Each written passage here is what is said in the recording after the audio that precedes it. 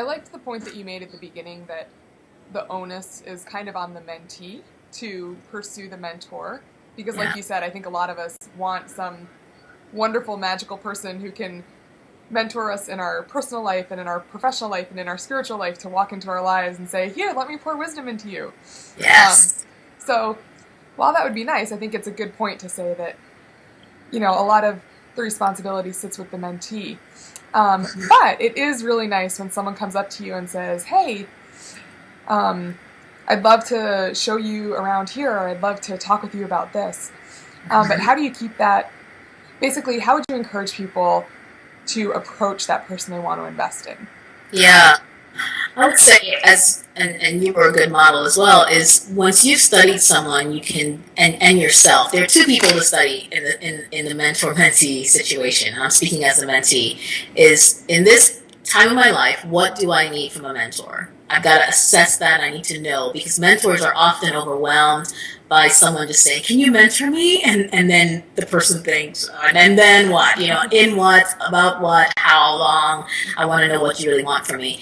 But if we can say, this is what I need in my life right now, I need to know how to become a more confident communicator in the workplace. And then, so you've assessed yourself, and now you're assessing this woman, this gentleman, who you've seen just really knocking it out of the ballpark as it relates to communicating in meetings. Then you can go to that person and say, hey, I just wanted to grab coffee, or I wanted to connect with you as you have a moment, because I want to talk to you about the way you communicate. I've observed that when you're in a meeting, you make your point, you make it very, it's clear, it's to the point, people really respond well to it. And I want to kind of get an idea from you of how you do that, and give them the opportunity to reflect, because sometimes we're good at things and we don't really know how to break it down or explain it to other people. So I would say assess yourself, find out what you need, and get specific. Then assess the mentor and match that need that you have with the mentor's skills and strengths, and communicate to them that you notice and observe that in them, and you'd love to just spend time with them, and propose something small, but just 30-minute quick phone conversation, something like that, and be very specific in what you want. In other more casual relationships, and you had mentioned maybe places of worship or in communities, etc., you may just want to do life with that person. Say, hey, if you're going shopping or grocery shopping or whatever, may I just tag along? I want to just hang out and get to know you better. I think in the professional world, you want to be as specific as possible, because time is such a valuable resource, and people want to know what you want from them.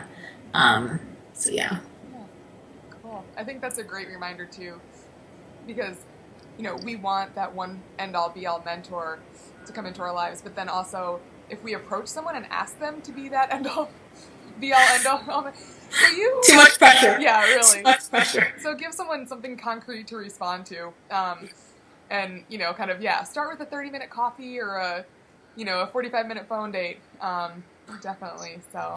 Dr. Tim Elmore, who was also a mentor at one point, an incredible man, and he studies mentorship and has written books on it. He's in Atlanta, Georgia, with growingleaders.com.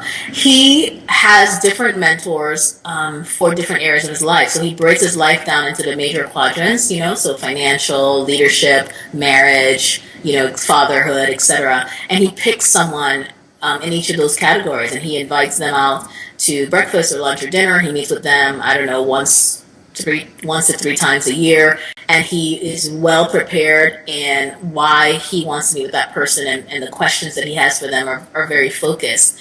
So yeah, telling someone, I want you to be my mentor, or I want you to just save my world, and they be the, at times, I think in your 20s, you could say, I just need a mentor.